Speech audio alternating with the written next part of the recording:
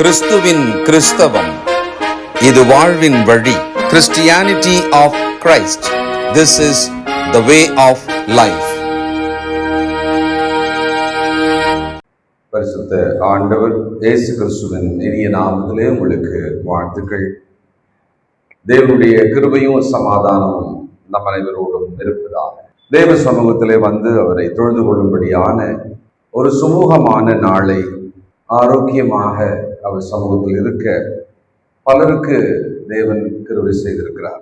சிலர் வலியோடும் வியாதியோடும் மன கவலைகளோடும் நாட்டின் இறுதி என்பதனாலும் ஒரு புதிய ஆண்டை எதிர்நோக்குவதனாலும் பலவிதமான எதிர்பார்ப்புகளோடும் இருக்கலாம்.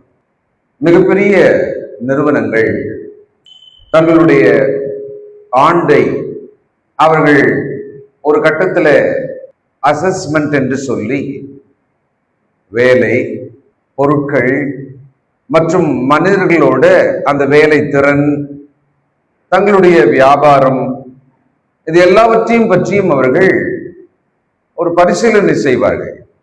அந்த பரிசீலனையானது அந்த கம்பெனியானது எவ்விதமாக இதுவரை இந்த ஓராண்டிலே செயல்பட்டு வந்தது, அவர்களுடைய இலக்கை முடித்தார்களா, அவர்கள் திட்டமானது நிறைவேறியதா, அவர்களோட நோக்கம் நிறைவேறியதா என்றெல்லாம் அவர்கள் பார்ப்பார்கள். அப்படியெல்லாம் பார்த்த பிறகு எதை நாம் வருகிற ஆண்டிலே சரி செய்யலாம், எதை பாராட்டலாம், அந்த அசஸ்மெண்ட் பார்த்த பிறகுதான் வேலை செய்பவர்களுக்கு அப்ரைசல் கொடுப்பாங்க. அது ஊக்க தொகை, சம்பள உயர்வு, பரிசுகள் என்றெல்லாம் தருவார்கள். ஒருவேளை நாம் இவ்விதமான ஒரு வழக்கத்தை வைத்துக் கொள்ள வேண்டுமா? அது ஒரு கம்பெனிக்கு சரி, மனிதனுக்கு இது தேவையா? என்ன நான் அசஸ் பண்ணணுமா? என்னை நான் சோதித்து பார்க்க வேண்டுமா? என்னை பரிசோதனை பண்ணி பார்க்க வேண்டுமா என்றால் வேதம் ஆம் என்று சொல்லுகிறது. ஒவ்வொரு தனி நபரும் கூட தன்னைத்தானே அவர் சோதித்து பார்த்து கொள்ள வேண்டுமா? அதை புதிய ஏற்பாடு மிகவும் தெளிவாக நமக்கு கட்டளையிட்டு இருக்கிறது. ஒருவேளை ஆண்டின் இறுதி என்கிற மனநிலையிலே நாம் இருப்போமானால், சிலர் ஒவ்வொரு நாளும் எனக்கு விசேஷம்தான், சமந்தான் என்றும் இருக்கலாம். ஆனாலும் ஒருவேளை நம்முடைய வாழ்க்கையை நாமவே ஒரு சுய பரிசோதனை செய்து கொள்ளாமல் இருந்திருப்போமானால், சில நாட்களாக, சில மாதங்களாக, இன்றைக்கு நாம் அதை பற்றி சிந்திக்கலாம். Have you ever examined yourself, your material life, your physical life and your spiritual life? Did you kept for an assessment within yourself? உங்களுக்குள்ளாகவே அப்படி ஒரு பரிசோதனையை அமர்ந்து செய்து கொண்டதுண்டா? சென்னையில் இருக்கும் ஒரு 7 கம்பெனிகளுக்கு வெளிநாட்டில் இருக்கிற ஒரு முதலாளி ஆண்டின் இறுதியிலே அவருக்கு வந்த அந்த தகவல்கள் படி, டேட்டான் படி அவர் ஒரு சின்ன சின்ன கடிதங்கள் அனுப்புறார். அந்த கம்பெனியினுடைய செயல்பாட்டை பற்றி பாராட்டுகிறார், அதை பற்றி சொன்ன ஒரு குறையை சுட்டி காட்டுகிறார், அதில் வெளியே அனுப்ப வேண்டியவர்கள் இவர்கள் என்று சொல்லுகிறார், உயர்வு கொடுக்க வேண்டியவர்கள் இவர்கள் என்றும் சொல்லுகிறார், தொடர்ந்து நீங்கள் இப்படி இருக்க வேண்டும் என்றும் சொல்லுகிறார். இந்த உதாரணத்தை வேதத்துல எங்கேயாவது இது மாதிரி தேடி பார்த்தா கிடைக்குமா? வெளிநாட்டில் இருக்கிற ஒரு முதலாளி தன்னுடைய 7 கம்பெனிகளுக்கு அப்படின்னு சொன்ன உடனே உங்களுக்கு ஞாபகம் வந்திருக்கணும், பரலோகத்தில் இருக்கிற ஆண்டவர் இயேசு கிறிஸ்து இந்த பூமியில் இருக்கிற 7 சபைகளுக்கு ஒரு அசஸ்மெண்ட் ரிப்போர்ட் அனுப்புறார். அவர் பார்த்துட்டே இருக்கிறார், கவனிச்சுக்கிட்டே இருக்கிறார். தன் சரீரமான சபையை அவர் இந்த 7 ஒரு பூரணத்தை காண்பிக்கிறது. அது 7 மட்டும் அல்ல, அப்படி இருக்கணும்னு அவசியம் அல்ல. இந்த 7 நாம் கவனித்து பார்த்தால் ஒன்றோ இரண்டோ இந்த சபைக்கு பொருந்தலாம், அது எனக்கு பொருந்தலாம். அந்த 7 விஷயங்கள் என்ன? நம்ம அதை பலமுறை தனித்தனியா பிரசங்கமாக கூட கேட்டிருப்போம். அந்த முதலாவது எபேசு சபைக்கு அவர் சொன்ன பொழுது ஒரு விஷயத்தை சுட்டி காட்டினார், பாராட்டினார். ஆனா ஒண்ணு அவங்க கிட்ட குறையாக சொன்னார், ஆதி அன்பை விட்டுட்ட. நம்ம எப்படி எடுத்துக்கலாம்? ஞானஸ்தானம் பெற்ற பொழுது இருந்த சந்தோஷம் என்ன? ஞானஸ்தானம் பெற்ற பொழுது இருந்த ஆண்டவர் மீதான அன்பு என்ன? ஆண்டவரை பற்றிய, அவரை தொழுது கொள்வது, அவருக்காக பயன்படுவதில் இருந்த அன்பு என்ன? இவைகளிலே நாம் இப்பொழுது எப்படி இருக்கிறோம்? ஆதி அன்பை விட்டுவிட்டதாக இருக்கிறதா? யார் யாரோ அவர்கள் சிந்திக்கலாம். இரண்டாவதாக, அவங்களுக்கு பாராட்டு சொன்னாரு, அவங்க என்ன தவறுன்னு சொன்னாரு, அந்த மாதிரிலாம் நம்ம பாக்குறோமா? இப்பொழுது அந்த சுட்டிக்காட்டப்பட்ட தவறை மாத்திரம்தான் பார்க்கிறோம். 2ஆம் அதிகாரம் வெளிப்படுத்தல்ல சிமிர்னா சபைக்கு இங்க ரொம்ப பெரிய மிஸ்டேக்ஸ் பெருசா சொல்லப்படவே இல்லை, அப்படிதான் நமக்கு தெரியுது. சிமிர்னா சபைக்கு பெரிய மிஸ்டேக் தெரியல. ஆனா நல்லா கவனிச்சு பார்த்தோம்னா அவர்கள் ஏதோ துன்பப்பட்டிருக்கிறாங்க, ரொம்ப, அது மட்டும் தெரியுது, ரொம்ப துன்பப்பட்டிருக்காங்க. ஒரு வார்த்தையை மாத்திரம் நம்ம எடுத்துக்கிட்டோம்னா 10வது வசனத்துல, நீ மரண பரியந்தம் உண்மையாயிரு. இந்த ஆகிலும் அப்படின்னு இருக்கு இல்லையா, நீ துன்பப்பட்டு கொண்டிருக்கிறாய், ஆகிலும் அப்படின்னா அந்த இடத்துல ஒரு சின்ன ஒரு விஷயம் நம்ம என்ன யோசிக்கலாம்னா, துன்பப்பட்டு கொண்டிருக்கிறவர்கள் சில நேரம் விசுவாசத்தை விட்டு என்ன பண்ணிடுவாங்க? வழிவி ஓடி போயிடுவாங்க. நம்ம 4 நிலங்கள்ல அப்படிதான் நம்ம பார்த்தோம். உலகத்திலிருந்து துன்பம் வந்தவுடனே, சோதனை வந்தவுடனே ஒரு இருதயம் என்ன முடிவு பண்ணுதான்? ஐயோ, இதுக்கு மேல எல்லாம் என்னால இந்த கிறிஸ்தவ வாழ்க்கையை தொடர முடியாது. ஏன்னா நாம அந்த மாதிரி ஒரு துன்பத்தை எதிர்பார்க்கவே இல்லை. அப்படி ஒரு துன்பத்தை நாம் அனுபவிப்போம் என்று நினைச்சு கூட பார்க்கலன்னு வச்சுக்கோங்களேன். அப்படி ஒரு துன்பம் வந்த உடனே we wanted to quit. நாம் அப்படியே ஒரு முடிவுக்கு வந்து விடலாம் என்று நினைப்போம். ஆனா அங்க சொன்னாரு, நீ மரண பரியந்த உண்மையாயிரு. 3வது பெருகமு சபைக்கு அவர்களுக்கு சொல்லும் போது என்ன சொன்னார்னா, அவங்க தவறான உபதேசங்களையும் ஒரு முறைகேடான வாழ்க்கையையும், இம்மாரலிட்டி அண்ட் ஐடலட்ரி, விக்கிரக ஆராதனையும் அப்படியே சகிச்சுக்கிட்டு, டாலரேட் பண்ணிக்கிட்டு, விசுவாச விஷயத்துல காம்ப்ரமைஸ் ஆகி போயிட்டே இருக்கிறாங்க. விசுவாச விஷயத்துல எல்லாம் பரவாயில்ல, எல்லாம் ஒண்ணுதான், நம்ம எல்லாமே பண்ணலாம், அதனால என்ன, நம்ம மனசு சுத்தமா இருக்கா அப்படின்னு ஒரு நியாயம் சொல்லுவாங்க. they compromise false doctrine, immorality, ஒடுக்குக்கேடான வாழ்க்கை, அநீதியான உலக வாழ்க்கை, அதிலெல்லாம் விசுவாசத்தை விட்டு கொடுத்து விட்டு அவர்கள் வாழ்வார்கள். அதை காண்பிக்கிறார். அப்பா, இது ஒரு தப்பு தெரியுது, correct yourself. 4வதாக தியத்ரா சபை, இந்த சபையை பாராட்டுறார். அந்த சபைக்குள்ளே ஒரு சிலர் நிமித்தமாக பாவத்துக்கு தூண்டப்படும் பொழுது பாவம் செஞ்சிடறாங்க. நான் சரியாதான் இருந்தேன், என்ன சோதிச்சாங்க, என்ன அப்படி வழி நடத்திட்டாங்க, அதனால நான் அந்த தப்பு பண்ணிட்டேன் அப்படின்னு ஒண்ணு சொல்லுவோம் பார்த்தீங்களா, அது இங்க வந்து மாட்டிக்குது. எசபேல் என்கிற ஒரு ஸ்திரீயை அங்கே ஆண்டவர் சுட்டி காட்டி சொல்றாரு, மனம் திரும்பு, அந்த பாவத்தோடு போகிறவர்கள் மனம் திரும்புங்கள் என்று சொல்லுகிறார். அப்போ அவர்களையும் சுட்டி காட்டினார். அடுத்தது 5வது சர்தை சபை. இவங்க ஆவிக்குரிய பிரகாரமாக தூங்கி கொண்டிருக்கிறார்கள், ஆவிக்குரிய பிரகாரமாக செத்தவர்களை போல் இருக்கிறார்கள்.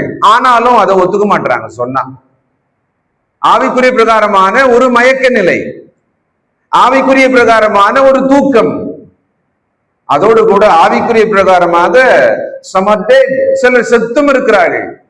அவங்க கிட்ட எந்த ஆவிக்குரிய விஷயமும் தெரியவே இல்லை. இந்த பக்கத்துல இருக்கிற ஒரு பச்சையான செடி, இங்க இருக்கிறதுலயே நீங்க தூரமா இருந்து பார்க்கும்போது ஏதோ ஒண்ணு நிஜமா இருக்குமோ அப்படின்னு சில நேரத்துல யோசனை பண்ணிடுவோம். சமீபத்துல நான் ஒரு மருத்துவமனைக்கு போயிருந்த பொழுது கண்ணாடி கூண்டுக்குள்ளே வச்சிருந்தாங்க, ஏன்னா தூசி படாத மாதிரி வச்சிருந்தாங்க. நல்ல ஒரு வெளிச்சம் அதுக்குள்ள இருந்தது. ஐயா அதை கிட்ட போய் பார்த்துட்டு, என்ன அழகா இருக்கே, நிஜமா எப்படி அது உள்ள வச்சிருக்கிறான் அப்படின்னாரு. அப்புறம் நான் கொஞ்சம் கிட்ட போயிட்டு சொன்னேன், அது நிஜமானது அல்ல, அது ஒரு பிளாஸ்டிக் தான், ஆனா அது வெளிச்சமும் அந்த கண்ணாடிக்குள்ள இருக்கிறதுனால அது நமக்கு அப்படி தெரியுதுன்னு, அது நிஜமா இருக்கிற மாதிரி தெரியுது. இவர்கள் ஆவிக்குரிய பிரகாரமாக செத்திருக்கிறார்கள், ஆவிக்குரிய பிரகாரமாக மயங்கி தூங்கி கொண்டிருக்கிறார்கள். ஆனால் அதை சுட்டிக்காட்டினாலோ அவர்களாகவோ அதை உணரும் நிலையிலே இல்லை. அதை காண்பிக்கிறார். அடுத்ததாக 3ஆம் அதிகாரம் வரும் பொழுது 6வது வசனம், பிலதெல்பியா சபை. இந்த பிலதெல்பியா சபையானது தேவனுடைய வார்த்தையின்படியாக அழகாக நடந்ததாக பாராட்டப்படுகிறது. 7வதாக லவோதிக்கேயா சபை, அனலும் இல்லாமல் குளிரும் இல்லாமல் இருக்கிறாய் என்று சுட்டிக்காட்டப்பட்டது. அனலும் இல்லை, குளிரும் இல்லை, வெதுவெதுப்பான நிலைமை. அப்போ ஆவிக்குரிய பிரகாரமாக ஒரு அசஸ்மெண்ட் சபையின் தலைவராகிய இயேசு கிறிஸ்து சபை ஸ்தாபிக்கப்பட்ட ஆண்டுகள், சில ஆண்டுகளிலே பரலோகத்திலிருந்து இந்த பூமிக்கு ஒரு நோட் அனுப்புறார், அந்தந்த சபைக்கு அனுப்புறார். அப்படியானால் நாம் இதுல கொஞ்சம் கவனமா இருக்கணும். அப்படிதான் ஆண்டவர் பார்த்து கொண்டிருப்பாரோ? அப்படிதான் அவர் நம்மளை வேல்யூ பண்ணிக்கிட்டே இருப்பாரோ? நான் உன்னை விட்டு விலகுவதும் இல்லை, உன்னை கைவிடுவதும் இல்லை அப்படின்னு சொன்னா அதை நாம் ஆறுதலுக்காக எடுத்துக்கொள்ளுகிறோம். சரிதான், அதுக்காக தான் அது சொல்லப்பட்டது. அதை இன்னொரு விதமாகவும் எடுத்துக்கணும். நம்ம விட்டு விலகாமல் நம்மோடு நம்மை கவனித்துக் கொண்டிருக்கிற ஆண்டவர் ஆபத்திலே உதவி செய்வார், இடரும் பொழுது தாங்குவார், நம்மை தூக்குவார், நம்மை சுமப்பார். ஆனால் நம்மிடத்திலே அநீதி இருக்குமானால், நம்மிடத்திலே தவறுகள் இருக்குமானால் அதை சுட்டிக்காட்டி, மகனே அதை சரி செய்து கொள், மகளே அதை சரி செய்து கொள் என்று சொல்லுவாரே, அதை நாம் ஏற்றுக்கொள்ளணுமா இல்லையா? அப்போ இந்த ஆண்டின் இறுதியாகிய கடைசி வாரத்துல நாம் என்ன சிந்திக்கலாம்? கடந்த முறை நான் பேசின பொழுது நன்றி சொல்ல வேண்டும். ஒரு ஆண்டின் இறுதியிலே ஒரு சிந்தனையாக அதை எடுத்துக்கொள்ளலாம்னு சொன்னேன். நன்றி சொல்லலாம் எல்லாவற்றுக்கும். இப்பொழுது இது ரொம்ப முக்கியமாக இன்னொரு விஷயமாக பார்க்கிறோம்.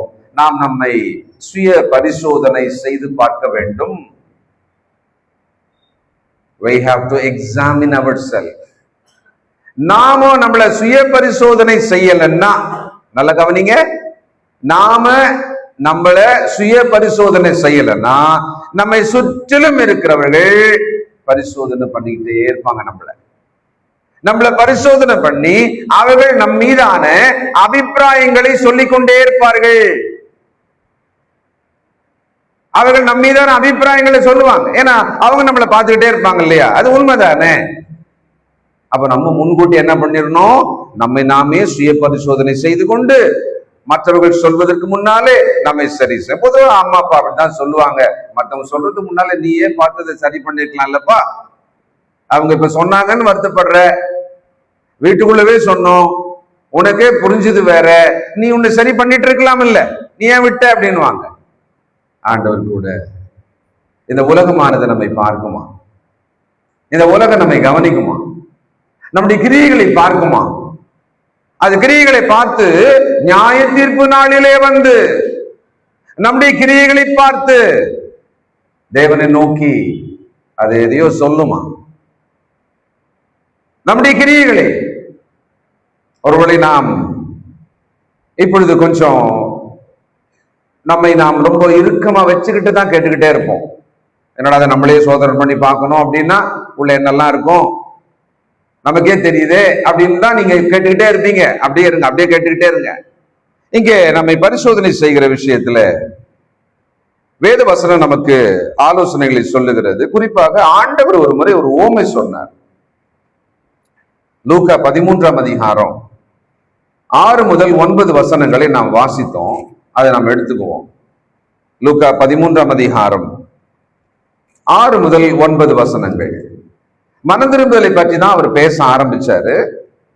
அதை தொடர்ந்து இங்கே ஒரு ஓமையும் அவர் சொல்லுகிறார். அப்பொழுது அவர் ஒரு ஓமையும் சொன்னார். ஒருவன் தன் திராட்சை தோட்டத்திலே ஒரு அத்தி மரத்தை நட்டிருந்தான். அவன் வந்து அதிலே கனியை தேடின போது ஒன்றும் காணப்படவில்லை. கனியை தேடினான், ஒன்றும் காணப்படவில்லை. அப்பொழுது அவன் தோட்டக்காரனை நோக்கி, இதோ 3 வருஷமாய், 1 வருஷம் 2 வருஷம் இல்ல, நல்லா வளர்ந்துருச்சு, கனிகாலம் ஆனது வந்து விட்டது. முதல் வருஷம் கனி வந்திருக்கணும் ஆனா வரல, 2வது வருஷம் கனிகள் வந்திருக்கணும் ஆனா வரல, 3வது வருஷம் வந்து பார்க்கிறாரு, கனிகள் இருந்திருக்க வேண்டும், கனிகள் வரல.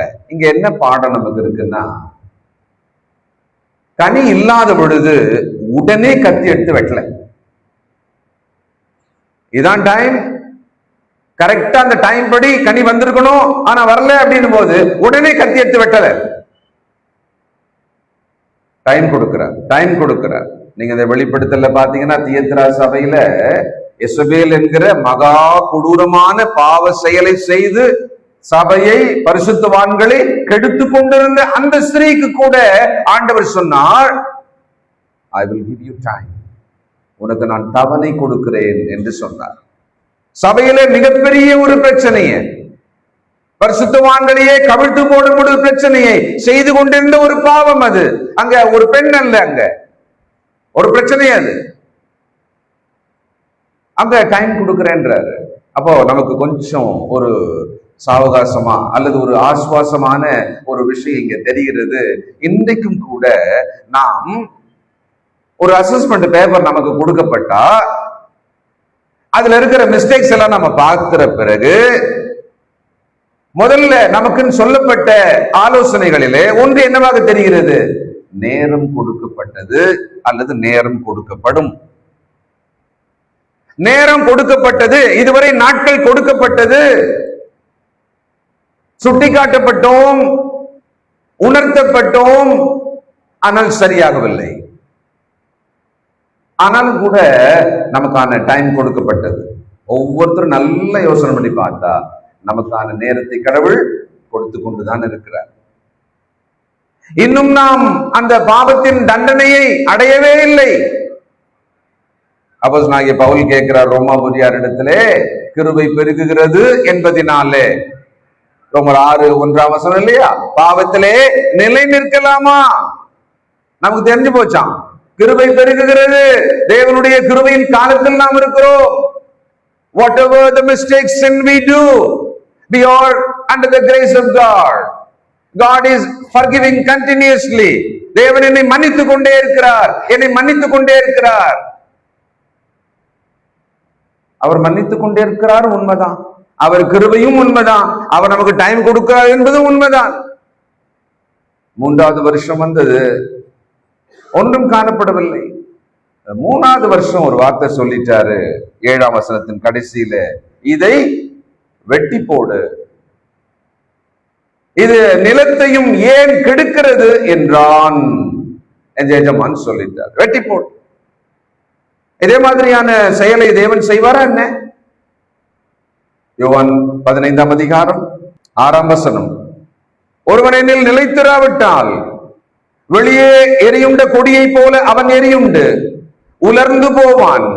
அப்படிப்பட்டவைகளை சேர்த்து அக்னியிலே போடுகிறார்கள், அவைகள் எரிந்து போம். ஆண்டவர் தம் பிள்ளைகளோடு பேசுறார், ஆண்டவர் தம் ஜனத்தோடு பேசுகிறார், அவருக்குள் இருப்பவர்களோடு தான் பேசுறார். என்னில் இருங்கள், என்னில் நிலைத்திருங்கள், மிகுந்த கனி கொடுங்கள், இதா மகிமைப்படும்படியாக கனி கொடுங்கள், என் சந்தோஷத்தை உங்களுக்கு கொடுக்கிறேன், என் சமாதானத்தை உங்களுக்கு கொடுக்கிறேன். அந்த தேவனுடைய வீட்டுக்குள்ளதான் அவர் பேசிட்டே இருக்கிறார். அப்போ ஒரு வார்த்தை சொல்றாரு, ஒருவேளை நீங்க என்னில் இருந்து கொண்டு நீங்கள் கனி கொடுக்காமல் இருந்தால், ஏன் கனி கொடுக்காத நிலைமை வந்து போச்சு? நல்ல கொடி படர்ந்திருக்கிறது, அதன் ஒவ்வொரு கிளையையும் பார்த்தால் அங்கே கனிகள் தொங்கிக் கொண்டே இருக்கிறது. நடுவுல அப்படியே வர்ற இன்னொரு கொடியாக நினைச்சுக்கிட்டு போய் பார்த்தோம்னா அந்த பிரான்ச்ல இருந்து கட்டா இருக்கு,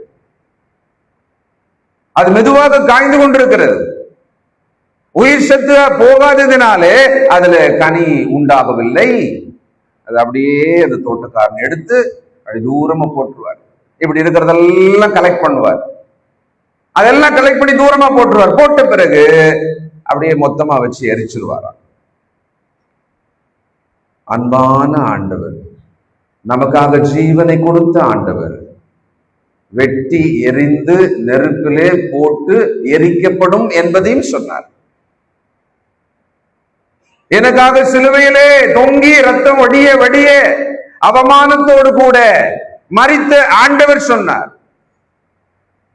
வெட்டி எரிந்து அது எரிக்கப்படும் என்று.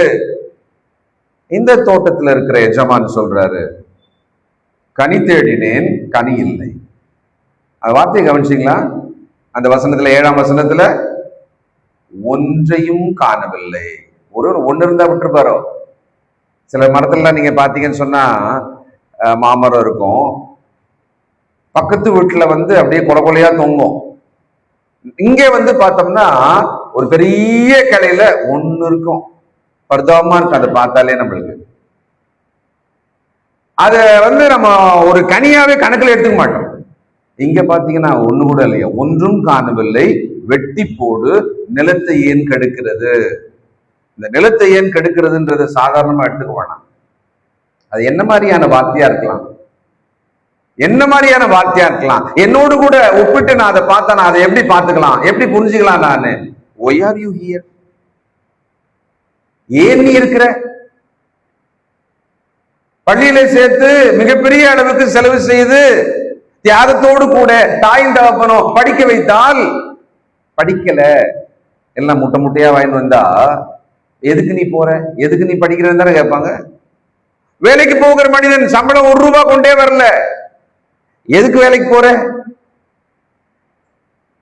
நான் பிரயாசப்பட்டு கொண்டிருக்கிறேன், பலன் ஒன்று கூட இல்லை, ஏன் செய்கிற? நியாயமான கேள்விதானே. என் அன்பான தேவனுடைய ஜனமே, உங்களுக்காக எனக்காக ஜீவனை கொடுத்த ஆண்டவர் இன்றைக்கு பரலோகத்திலிருந்து தம் உடலில் இருக்கிற அங்கமாகிய சரீரமான சபையை எலும்பும் தசையுமான நம்மை பார்த்து அவர் ஒரு பரிசீலனை கடிதம் அனுப்புகிறார். பரிசீலனை செய்து விட்டார், சோதித்து பார்த்து விட்டார், ஒரு கடிதம் அனுப்புகிறார். அதுல அவரு பாராட்டுவார். எப்பவுமே இஸ் a good Lord. அந்த 7 சபையுமே பாராட்டி தான் தொடங்குறார். அவர் பாராட்டுவார். உங்களிடம் பாராட்டுவதற்கு இருக்கிறது, என்னிடம் பாராட்டுவதற்கு இருக்கிறது. ஆனாலும் அந்த ஒரு மிஸ்டேக் இருக்குல்ல, அது வேணான்ற, அது கூட வேண்டான்ற. இங்கே நிலத்தை ஏன் கெடுக்கிறது என்றான். இப்பதான் ஒரு நல்ல கம்ஃபர்டான ஒரு இடத்துக்கு வர போறோம். கவனிக்கிறீங்களா? 8வது வசனம். அதற்கு அவன் யாரு? அந்த தோட்டக்காரன். எஜமான் சொல்றாரு, தோட்டக்காரன். அதற்கு அவன், இது இந்த வருஷம் இருக்கட்டும், நான் இதை சுற்றிலும் கொத்தி எரு போடுவேன், கனி கொடுத்தால் சரி, கூடாவிட்டால் இனிமேல் இதை வெட்டி போடலாம் என்று சொன்னான் என்றார். ஏன் இந்த ஒரு எண்ணை நமக்கு வச்சார்?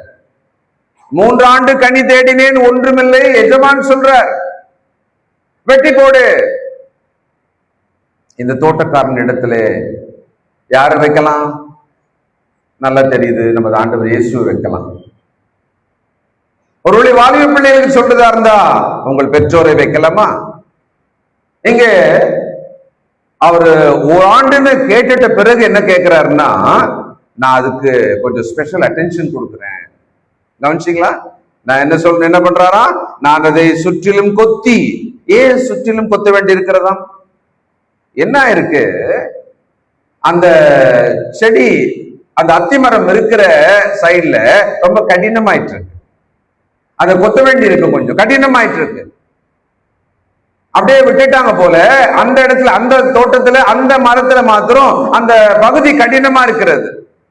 தண்ணி போனா நிக்க மாட்டேன்து, வசனம் போனா நிக்கவே மாட்டேன்து. அந்த இருதயத்துல வசனம் போனா நிக்கல.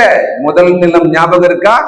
விதைகள் விழுந்தது, கடினமானது, சாத்தான் பொறுக்கி கொண்டு போனது, மனுஷன் மிதித்தான். அது மிதிப்பட்ட பாதையினாலே அது முளைக்க தகுதியாக இல்லையாம். வசனம் கேட்டுக்கொண்டே இருக்கிற மாதிரி தெரியுது, ஆனால் கொத்தி. அதனால்தான் சுட்டி காட்டுறாங்க, இது தவறா இருக்கிறது. கொத்தி அதுக்கப்புறமா அதுல தண்ணியை ஊற்றி அந்த இருதயத்திலே இது இருக்கக்கூடாது என்று சொல்லி அதான் கொத்துறது. அதனால்தான் திட்டும் போது வலிக்குது, சுட்டி காட்டும் பொழுது உறுத்துது. பெந்தெகோஸ்தே தினத்தன்னைக்கு 3000 பேருக்கு என்னாச்சுங்களா? இந்த மேசியாவை, இந்த ரட்சகனை நீங்கள் கொன்றீர்கள் அப்படின்னு சொன்ன உடனே அவள் இருதயம் என்னானது? குத்தப்பட்டது. ஆனா அவங்க குத்தப்பட்ட உடனே அப்படியே அது ரொம்ப கோபமா ஆக்ரோஷமா எடுத்துக்கிட்டு மூஞ்ச திருப்பின்னு போல. உடனே கேட்டாங்க, அதான் என்ன செய்யணும்? கிறிஸ்தவ வாழ்க்கை இப்படித்தான். ஒரு கிறிஸ்தவனாக வளர வேண்டுமானால் நாம் சுட்டி காட்டப்படும் பொழுது, வசனம் நம்மை குத்தும் பொழுது, உணர்த்தும் பொழுது, நம்மை கண்டிக்கும் பொழுது அதை ஏற்றுக்கொள்ள வேண்டும். அதுதான் பயிற்சி, ராஜ்யத்தின் பயிற்சி அதுதான். நான் அதை கொத்தி பிறகு எரு போடுவேன். அது கொஞ்சம் ஃபெர்டிலைசர் தேவைப்படுது. அதனாலதான் நல்ல ஆலோசனைகளை சொல்றாங்க, பாக்குறவங்க எல்லாம் சொல்றாங்க எப்படி இருக்கணும். ஏன் கொஞ்சம் அந்த ஃபெர்டிலைசர் தேவைப்படுது. நீ இப்படி செய்யக்கூடாது, நீ இப்படி செய்ய வேண்டும், இது நல்லது சஜஸ்ட் பண்றாங்க. எரு போடுவேன். கனி கொடுத்தால் சரி, கொடாவிட்டால் இனிமேல் இதை வெட்டி போடலாம் என்று சொன்னான். அப்படியானால் நம்மை நாமே சோதித்து பார்க்கிற விஷயத்துல 3 ஆண்டு காலம் அந்த எஜமான் பார்த்தார். ஆனால் அது பக்கத்துல ஒரு தோட்டக்காரன் இருக்கிறார். ஊமையாகிய யோவான் 15 கூட பிதாவாகிய தேவன் தோட்டக்காரனாக இருக்கிறார், எஜமானாக இருக்கிறார். ஆண்டவர் இயேசு அங்கே திராட்சை செடியாக இருக்கிறார், நாம் அதன் கொடிகளாக இருக்கிறோம். எப்படியாவது நம்ம புரிஞ்சுக்கணும்னு தான் ஆண்டவர் இப்படி எல்லாம் சொல்றார். ஊமைகளால் சொல்லி நமக்கு விளங்க செய்கிறார். ஒரு கிறிஸ்துக்குள்ள வாழ்கிற, ஞானஸ்தானம் பெற்று வாழ்கிற, இன்று காலை ஞானஸ்தானம் பெற்ற அருமையான பிள்ளை கிரேசி டிவிக்கா, ஞானஸ்தானம் பெற்ற அருமையான மகள் ஃப்ரெஷ்ஷா குழந்தையா, ஆவிக்குரிய குழந்தையா இப்ப இருக்கிறாங்க ஆண்டவருடைய கையில, அவருக்குள்ள இருக்காங்க. இங்கே சில மாதங்கள், சில வருஷங்கள், பல வருஷங்கள் என்றெல்லாம் நாம் இருக்கிறோமா இல்லையா? நாம நம்மை சுய பரிசோதனை செய்து கொள்ள வேண்டுமானா, நாம் நம்மை சுய பரிசோதனை செய்து கொண்ட பிறகு அதிலே வெளிப்படுகிறதை, அதிலே நமக்கு தெரிகிறதை உணர்ந்து சரி செய்து கொள்ள வேண்டுமானா, ஆமா. சில வசனங்களை வாசிக்கலாம். கலாத்தியர் 6:4 வாசிங்க. அவனவன் தன் தன் சுயக்கிரியையை சோதித்து பார்க்க கடவன். இது ரொம்ப முக்கியமான ஒரு விஷயம். அவனவன் தன் தன், அவ்வளவுதான். நம்ம என்ன பண்ணிட்டோம்னா பின்பக்கத்துல இருந்து இப்போ பார்க்க ஆரம்பிச்சிட்டோம். மற்றவனை பார்த்து கொண்டே இருக்கிறதுன்றத மெஜாரிட்டியா பண்ணிட்டு அவனவன் தன் தன் அப்படின்றத விட்டுடுறோம். இது ஒரு மிஸ்டேக் நம்ம பண்ணலாம். மற்றவர்களை பார்த்து கொண்டே இருக்கிறோம். மற்றவர்கள் எப்படி இருக்கிறார்கள், அவர்கள் என்ன செய்கிறார்கள், அவர்கள் வாழ்க்கை எப்படி இருக்கிறது, அதை ஆராய்ந்து கொண்டே இருக்கிறோம். சில நேரம் அந்த அவர்கள் வாழ்க்கைக்கான ஆலோசகராக மட்டும் இருக்கிறமே ஒழிய நம்மை நாம் விட்டு விடுகிறோம், நம்மை நாம் சோதிப்பதை விட்டு விடுகிறோம். ஏன்னா நம்ம கிறிஸ்துக்குள்ள ரொம்ப நியாயமாவே அப்படி ஒரு சில விஷயங்களை செஞ்சிருவோம். ஆவியானவர் சொல்றாரு, அவனவன் தன் தன் சுய கிரியைகளை சோதித்து பார்க்க வேண்டுமா, மற்றவனை பார்க்கும் பொழுது அல்ல. அப்புறம் தன்னையே பார்க்கும்போது, இந்த மற்றவர்களை பார்க்கறதுல இன்னொரு கோணத்துல பார்க்கறதா இருந்தா, அவன் 4 சப்ஜெக்ட் ஃபெயிலு, நான் 1 தானே ஃபெயிலு, அப்படி கூட பார்க்க கூடாது. நம்ம எப்ப அப்படித்தானே பார்ப்போம். ஃபர்ஸ்ட் ரேங்க் எடுக்கிறவனே இந்த முறை மார்க் கம்மி ஆயிட்டானாமே, அப்போ இவரை விட்டுறணும். இப்போ முதல் மார்க் எடுக்கிறவனே இந்த வருஷம் இந்த எக்ஸாம்ல ரொம்ப கம்மி மார்க்கு, அப்புறம் இன்னொன்னு சொல்லுவோம், ஸ்கூலே கம்மி மார்க்கு. எப்படிதான் அந்த ஸ்கூல் ரிப்போர்ட்டை இவனா பார்த்தாங்கன்னு தெரியல, கிளாஸே கம்மி மார்க்கு அப்படின்வாங்க. எல்லாம் என்னன்னா இந்த மற்றவர்களை ஒரு சப்போர்ட்டுக்கு வச்சுக்கிறது. நமக்கு ஒரு விஷயம் நம்ம எப்பவுமே பொதுவா சொல்லுவோம், எல்லாரும் இப்படி சொல்றாங்க. அப்படி யாராவது என்கிட்ட சொன்னீங்கன்னா கேட்பேன், யார் யார் சொன்னாங்க வரிசையா சொல்லுங்கன்னு கேட்பேன். எல்லாரும் சொல்றாங்க. யார் தெரியுங்களா அந்த எல்லாரும்? நானாகிய எல்லாரும். நான் தான் சொல்றேன் அதை. ஆனா அதை எப்படி சொல்லுவேன்? எல்லாரும் சொல்றாங்க அப்படின்னு சொல்லுவேன். அப்போ ஆவியானவர் நமக்கு ஒரு விஷயம் சொல்றாரு, அவனவன் தன் தன் சுய கிரியைகளை சோதித்து பார்க்க கடவன். இந்த மற்றவர்களை பார்த்து நான் மேல்தானே, நான் பரவாயில்ல அப்படின்னு நினைக்காதீங்க. அப்படி நினைச்சா உங்களால உங்களை சரி செய்து கொள்ள முடியாதுன்ற நாம் அதை தவறு செய்கிறோம். அப்போ அவனவன் பிறரை பார்க்கும் பொழுது அல்ல, தன்னையே பார்க்கும் பொழுது மேன்மை பாராட்ட இடம் உண்டாகும். அப்ப சட்டம் என்னன்னா, மற்றவர்கள் சரியில்லை என்பதை பார்த்து சொல்லி நான் சரியாக இருக்கிறேன் என்று மேன்மை பாராட்டுவதா? அது வேணான்றார். அந்த லாஜிக் வேணான்றார்.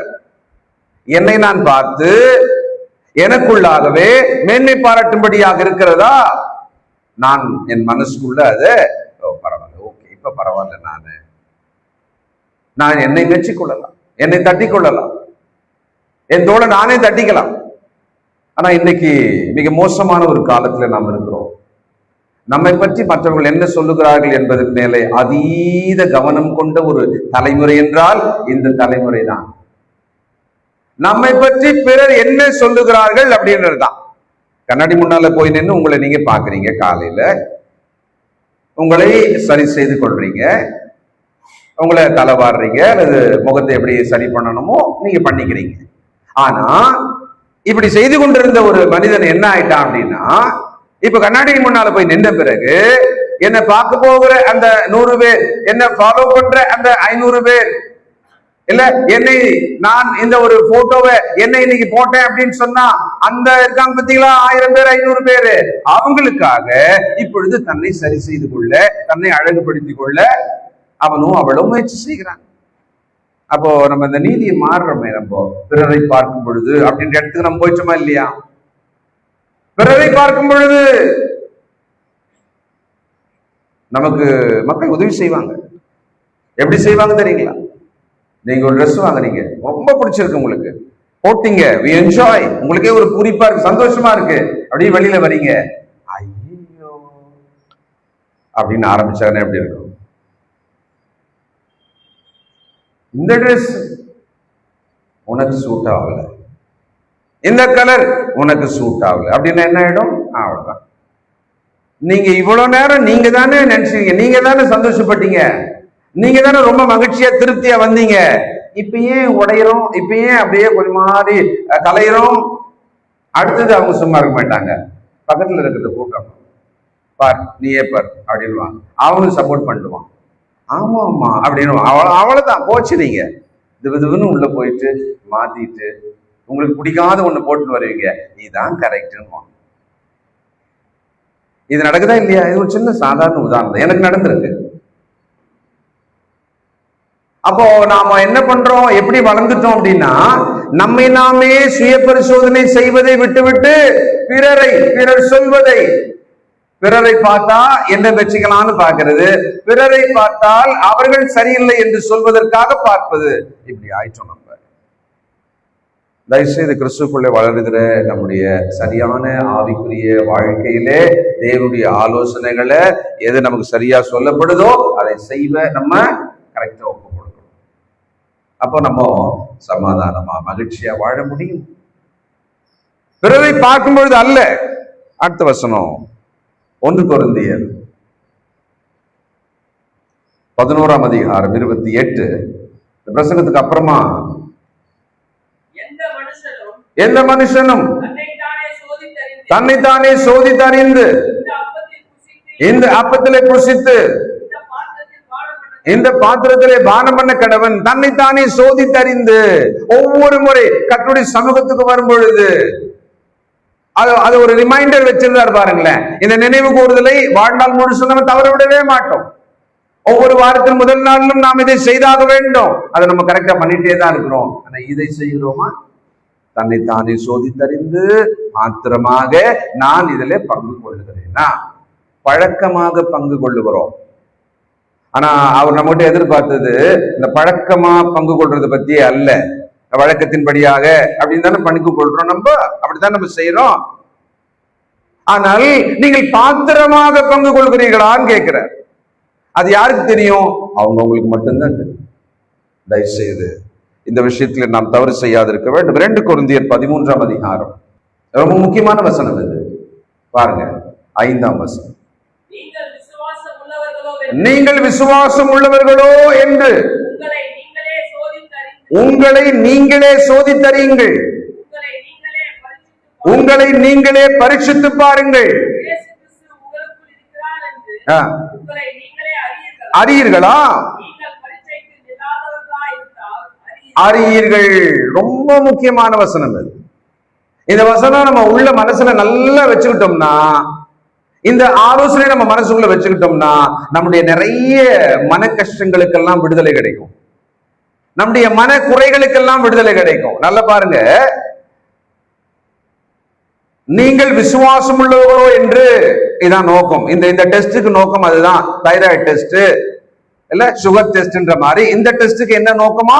நீங்கள் விசுவாசம் உள்ளவர்களோ, அந்த டெஸ்ட் தான் இது ஆக்சுவலா. சரி, என்ன பண்ணணும்? உங்களை நீங்களே சோதியுங்கள், உங்களை நீங்களே பரீட்சித்துக் கொள்ளுங்கள். அது எப்படி நான் என்னையே பரீட்சித்துக் கொள்வது? அது மாதிரியான செல்ஃப் டெஸ்ட் ஏதாச்சும் இருக்கிறதா? ஒரு முறை எனக்கு இந்த ஷோல்டர்ல ஒரு பெரிய வலி வந்தது. அதாவது அந்த வலி என்ன அப்படின்னா, நான் பயந்து போனேன் நம்ம பிரதர் அருண் கிட்ட. என்ன வலின்னா, நெஞ்சு வலின்ட்டு தான் நான் போனேன். ஹார்ட் வலிக்குது எனக்கு அப்படின்னு போனேன். அவர் பார்த்து எங்க வலிக்குதுன்னாரு. இந்த ஷோல்டர்ல உள்ள வலிக்குது அப்படின்னு. அதுக்கப்புறமா அவர் வாங்க நில்லுங்கன்னாரு. நின்ன உடனே என் கையை பின்பக்கமா திருப்ப சொல்லிட்டு, இந்த கைய அப்படியே மேல உங்க பின் முதுகு இருக்கு இல்லையா, அது அப்படியே நீங்க தூக்குங்க கொஞ்சம் தூரம் அப்படின்னாரு.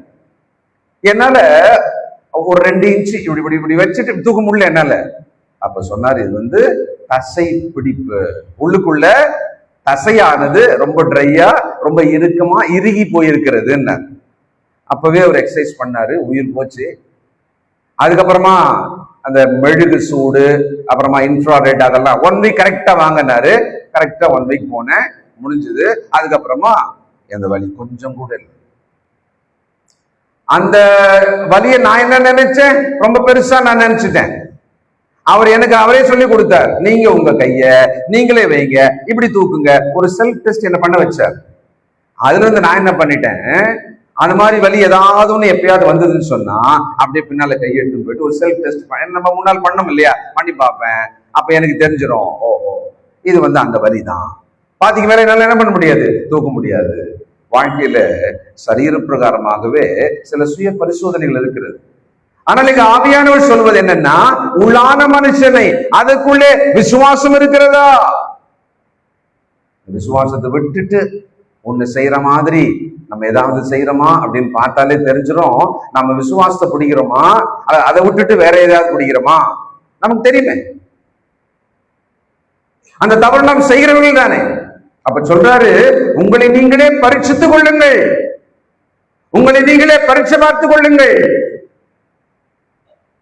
அப்படியானால் நம்மை சுய பரிசோதனை செய்வதற்கு வேறொருவர் அவசியம் இல்லை, நம்மை நாமே பரீட்சித்துக் கொள்ள வேண்டும். இதை நாம் செய்யாத போது பிறர் நம்மை பரீட்சை பார்ப்பார்கள், பிறர் நம்மை சோதித்து பார்ப்பார்கள். அதனால்தான் பிறர் நம்மை பற்றி அபிப்பிராயங்களை பேசிக்கொண்டே இருப்பார்கள். நாம தான் அதுக்கு இடம் கொடுத்துட்டோம்.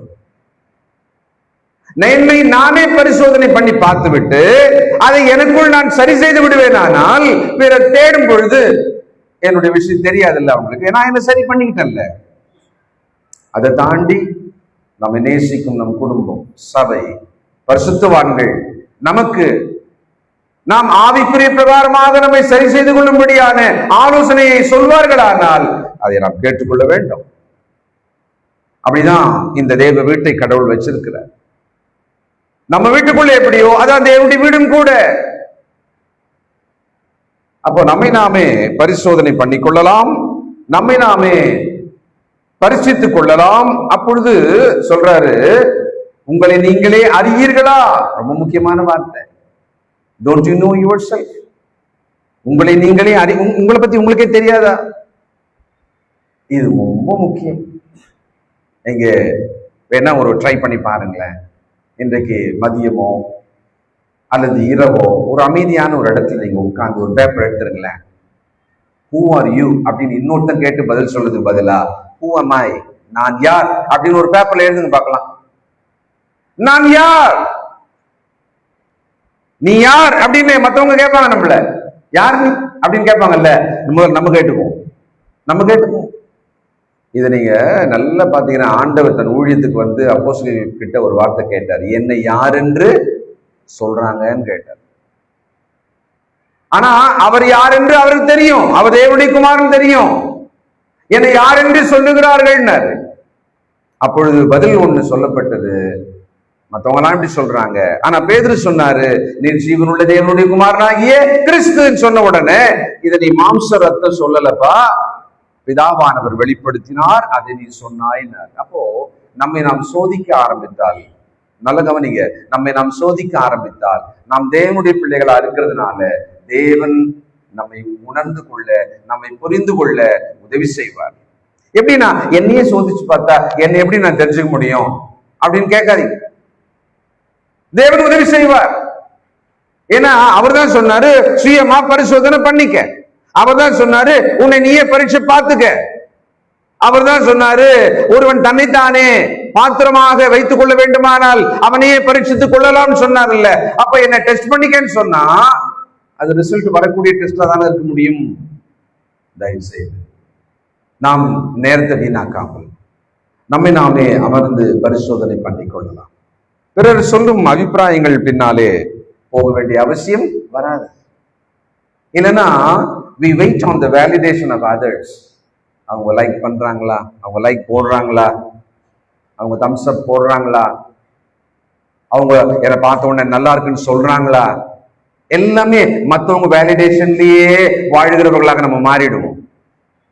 நம்மை நாமே பரிசோதனை பண்ணி கொண்டு உங்களை நீங்களே அறியீர்களா அப்படின்னு தேவன் கேட்கிறாருல்ல. இதோ நான் என்னை அறிந்திருக்கிறேன் என்று சொன்னால், அதுக்கு மேல ஒருத்தர் சொன்னா அது பொய்ன்னா பொய்ன்னு தெரிஞ்சிடும். நான் யாருன்னு எனக்கே தெரியும், ரொம்ப டூ மச்சா என்ன சொல்றீங்க, அதை எடுத்துக்கவே மாட்டோம். ரொம்ப குறைவா இழிவா சொன்னா நான் யாருன்னு எனக்கு தெரியும், நீ என்ன தாழ்த்துனதுனால ஒன்னும் ஆயிட மாட்டேன் சொல்லிட்டு போயிட்டே இருக்கலாம். அப்போ உயர்வாக சொன்னாலும் கர்வம் வரப்போறது இல்ல, தாழ்வா சொன்னாலும் மனமுடைய போறதும் இல்ல. எப்ப நான் என்னை சோதித்து பார்த்து என்னை அறிந்து கொண்டிருக்கும் பொழுது. அருமையான பிள்ளைகளே, வாலிப பிள்ளைகளே, அந்த தோட்டக்காரன் மாதிரிதான் அவங்களுடைய பேரண்ட். இன்னும் கொஞ்சம் டைம் கொடுங்க. உங்களுக்காக ஏன் ஜெபம் பண்றாங்க? உங்களுக்காக என்ன ஜெபம் பண்றாங்க? இன்னும் கொஞ்சம் டைம் கொடுங்க. சரியாயிடுவான், என் பிள்ளை சரியாயிடுவான், என் மக சரியாயிடுவா. தேவன் சொல்றாரு, கனி இல்லை, நான் பாக்குறேன் கனி இல்லை, 3 ஆண்டுகள் ஆச்சு கனி இல்லை. அநேகருடைய ஜெபம் உங்களுக்கு டைம் வாங்கி கொடுக்குது.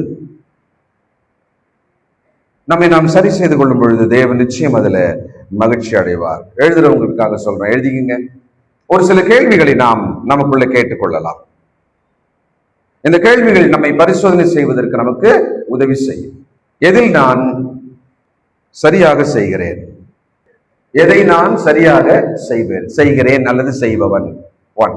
இரண்டாவது, என்னுடைய ஆவிக்குரிய பழக்கங்கள் என்ன? What are my spiritual habits? என்னுடைய ஆவிக்குரிய பழக்கங்கள் என்ன?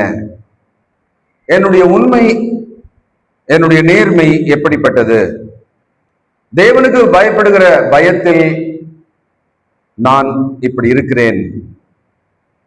தேவனுக்கு பயப்படுகிற பயத்தில் நான் இப்படி இருக்கிறேன். எந்த பாவத்தில் நான் உடனே மனம் மாற வேண்டும்? எந்த பாவத்தில் உடனே நான் மனம் மாற வேண்டும்? தேவனுடைய கிருபை என் வாழ்வில் உள்ளதா? என்னிடம் தெரியும் ஆவிக்குரிய கனி எது? என்னிடம் தெரியும் ஆவிக்குரிய கனி எது? நான் கீழ்ப்படிதல் உள்ள ஆத்துமாவா? நான் கீழ்ப்படிதல் உள்ள ஆத்துமாவா? என் நேரத்தை எப்படி செலவு செய்கிறேன்? என் நேரத்தை எப்படி செலவு செய்கிறேன்?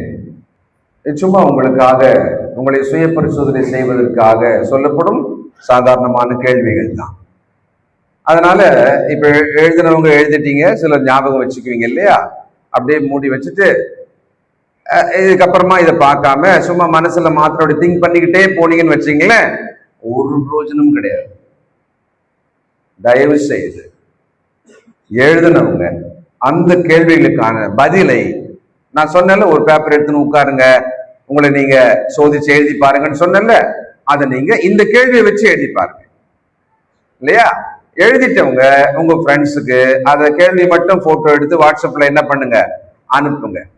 ஏன்னா அவங்களும் அந்த கேள்வியை எழுதுறதுக்கு நம்ம என்னென்னமோ அனுப்பினுக்கிறோம்ல, அனுப்புங்க. இந்த மாதிரி ஒரு கொஸ்டின்ஸ் இருக்கு ஜென்ரலா, சும்மா இதுக்கு நீ யார் அப்படின்னு சொல்லி ஒரு ஒரு சோதனை பண்ணி எழுதி பாரு அப்படின்னு சொல்லுங்க. ஜென்ரலா சொல்லி பாருங்க கிறிஸ்துக்குள்ளான நம்முடைய சகோதர சகோதரிகளுக்கு. சரி, கடைசியாக 1 யோவான் 1ஆம் அதிகாரம் 6-7 வசனங்களை வாசித்து நிறைவு செய்வோம். அவரோட ஐக்கியப்பட்டவர்கள் என்று சொல்லி இருளில நடக்கிறவர்களா இருந்தால் நடவாமல் பொய் சொல்லுகிறவர்களா இருப்போம். ரொம்ப கனமான சொற்கள் இந்த வசனத்துல இருக்கிறது. வேல்யூவான வெயிட்டான சொற்கள் இந்த வசனத்துக்குள்ள இருக்கிறது. நாம் அவரோட, சாதாரண அவரோட இல்ல, தேவனோட. அடுத்த வார்த்தை என்ன? ஐக்கியப்பட்டவர்கள் என்று சொன்னால், ஐக்கியப்பட்டவர்கள் என்று சொன்னால் ஒரு நபரோட நாம ஃப்ரெண்டா இருக்கிறோம்னு சொன்னா அந்த நபர் மீதான ரிஃப்ளெக்ஷன் என் மீது வரும். சில நேரத்துல சகோதரர்கள் சொல்லிக்குவாங்க, நாங்க சொன்னது உண்டு ஊழியத்தின் ஆரம்பத்துல வந்தப்ப, ஐயா கூட இருக்கிறோம் அமைதியாரு. ஏன்னா ஒரு சீனியரான ஒரு லீடர் அங்க இருக்கும்போது ஜூனியரா இருக்கிறவங்க என்ன பண்ணுவோம், அவரு கூட நம்ம இருக்கிறோம் போது நமக்குள்ள ஒரு சின்ன ஒரு ஓனர் வராரு, இல்ல உங்களோட எம்டி வராரு, அப்ப நீங்க போய் நிக்கிறீங்கன்னா அப்ப எப்படி நிப்பீங்க? வாங்க அப்படியா நிப்போம் இல்லையே? அப்ப நம்மளுடைய பாடி லாங்குவேஜ் வேற மாதிரி இருக்கும். அவரோடு நிக்கிறோங்க, அவரோடு பக்கத்துல நிக்கிறோம், அவரோடு இப்ப சாப்பிட போறோம் இல்லையா? இங்க என்ன வார்த்தை இருக்கிறது? அவரோட ஐக்கியப்பட்டவர்களானால் நான் அவருக்குள்ள இருக்கிறேன், அவர் எனக்குள்ள இருக்கிறார். அதாவதோட அர்த்தம், நான் தேவனுக்குள்ள இருக்கேன், அவர் எனக்குள்ள இருக்கிறார். அந்த அவரோட நீங்கள் ஐக்கியப்பட்டவர்கள் என்று சொன்னால், நான் எங்க சொல்றேன்? நான் யார்கிட்ட போய் சொல்றேன்? அப்படிதானே சொல்றமா? நான் வெளியில போயிட்டு பக்கத்து வீட்டுல போயிட்டு நான் தேவனோட ஐக்கியமா இருக்கு அப்படி சொல்றோமான்னா சொல்லல, வேற சொல்றோம். வேற என்ன சொல்றோம்? நான் கிறிஸ்தவன், நான் கிறிஸ்தவள். அது என்னது? நானே கிறிஸ்து. இததான் சொல்லிட்டு இருக்கோம். ஞானஸ்தானம் பெற்ற ஒவ்வொருவரும், இன்னைக்கு ஞானஸ்தானம் பெற்ற மகள், இனி உலகத்துக்கு உன்னோட ஒரு அடையாளம் என்ன? உலகம் முழுசும் இருக்கிற எல்லா தேசங்களிலும் ஒரு அடையாளம் என்ன? கிறிஸ்தவள். அப்ப கிறிஸ்தவள்னா நான் என்ன சொல்லிடுறேன்? கிறிஸ்து வேற, நான் வேற இல்ல. அவரோட ஐக்கியப்பட்டவர்கள் என்று நீங்கள் சொன்னால், இருளில் நடக்கிறவர்களா இருந்தால், என்னப்பா நீ அவரோட இருக்கிறேன்னு சொல்ற, நீ இதை செய்யலாமா? அந்த ஃபேமிலியில இருக்க, நீ இதை பண்ணலாமா? பாருங்களேன், நம்மள எப்படி யாரோடு இருக்கிறோம் என்பதை வைத்து நம்முடைய செயலை வேல்யூ பண்றாங்க பாருங்களேன். அவங்க எடை போட்டு பாக்குறாங்களா இல்லையா? அததான் ஆண்டவர் சொல்றார், அவரோடு ஐக்கியப்பட்டவர்கள் என்று சொல்லியும் இருளிலே நடக்கிறவர்களா இருந்தால் சத்தியத்தின்படி நடவாமல் பொய் சொல்லுவர்களா இருப்போம். பொய் சொல்லுதல் கூடாது, உண்மையை சொல்வோம், யதார்த்தம் சொல்வோம், உள்ளதை உள்ளதென்று சொல்வோம், ஆம்னா ஆம் சொல்வோம், இல்லைன்னா இல்லைன்னு சொல்லுவோம். இந்த ஒரு இடத்துக்கு வந்துட்டோம்னாலே வாழ்க்கையில நிறைய சிக்கல்கள் கிடையாது. நாம சிக்கல் இல்லாம இருக்கிறதுக்கு பொய் சொல்லதான் நினைச்சுக்கிறோம். அது உலகமாக பெரிய தவறு. சிக்கல் எதுக்கு? பொய்ய சொல்லிட்டோம்னா வாயை மூட போறாங்க, அங்கதான் தப்பு பண்றோம். சரி, காட்ட வந்து முக்கியமான இன்னொரு வசனமானது 9ஆம் வசனம். நம்முடைய பாவங்களை நாம் அறிக்கையிட்டால் பாவங்களை நமக்கு மன்னித்து எல்லா அநியாயத்தையும் நீக்கி நம்மை சுத்திகரிப்பதற்கு அவர் உண்மையும் நீதியும் உள்ளவராய் இருக்கிறார். அந்த தோட்டக்காரன் கேட்டாரு, நான் கொத்துவேன், எரு போடுவேன், 1 வருஷம் இதை பராமரிப்பேன், இந்த 4வது வருஷம், 3 வருஷம் பாத்தீங்க இல்லையா, இந்த 4வது வருஷம் கனி வந்துடும். அப்படி இல்லைன்னா வெட்டலாம். ரொம்ப கான்பிடென்டா சொல்றாரு, கனி வந்துரும் அப்படின்ற ஒரு கான்பிடென்ட்ல தான் முயற்சி எடுப்பதாக சொல்லுகிறார். ஜெபம் பண்ணுவோம். இரக்கமுள்ள பிதாவே, பரிசுத்தர் பரிசுத்தரே, இதோ நாங்கள் இந்த நாளிலே எங்களை நாங்களே அறிந்து கொள்வதற்காக நாங்கள் எந்த தூரத்தில் இருக்கிறோம், எந்த அளவில் இருக்கிறோம், ஆவிக்குரிய எந்த நிலையில் இருக்கிறோம், சரீர பிரகாரமாக எப்படிப்பட்ட நிலையிலே வாழ்ந்து கொண்டிருக்கிறோம், எங்கள் வாழ்க்கையானது எப்படிப்பட்ட தரமுள்ளதாக மதிப்புள்ளதாக இருக்கிறது என்பதை நாங்கள் எங்களை சோதித்து பார்த்துக் கொள்ள முடியும். அப்படி சோதிக்கலாம். அப்படி சோதித்தால் உங்களை நீங்கள் அறிவீர்கள் என்று சொன்ன வார்த்தைக்காய் ஸ்தோத்திரம். நாங்கள் இப்பொழுது குறைவாக தென்படும் விஷயத்துல எங்களுக்கு இன்னும் கொஞ்சம் நேரம் கொடுத்து, இன்னும் கொஞ்சம் காலம் கொடுத்து, எங்களுக்கு உதவி செய்து எங்களை கனி கொடுக்கும் மரங்களாக மாற்றும் எங்கள் ஆண்டவர் இயேசு கிறிஸ்துவுக்காக ஸ்தோத்திரம். ஜீவனை கொடுத்தவர் மற்ற எல்லாவற்றையும் கொடுக்காதிருப்பது எப்படி என்று வாசிக்கிறோமே. எங்கள் அவயவங்களை எல்லாம் அவரின் அடிமைகளாக ஒப்புக் கொடுக்கிறோம்ப்பா. கை கால்கள் கண்கள் எங்கள் அவயவங்களை எல்லாம் ஆண்டவரின் நீதிக்கென்று ஒப்புக் கொடுக்கிறோம் தகப்பனே. இதோ எங்கள் மீது எங்கள் பிள்ளைகள் மீதும் கிருபையாயிரும், தொடர்ந்து கிருபையாயிரும். காத்துக்கொள்ளும், ஆசீர்வதியும். இயேசு கிறிஸ்துவின் நல்ல நாமத்தில் ஜெபிக்கிறோம் பிதாவே. ஆமென். God bless you.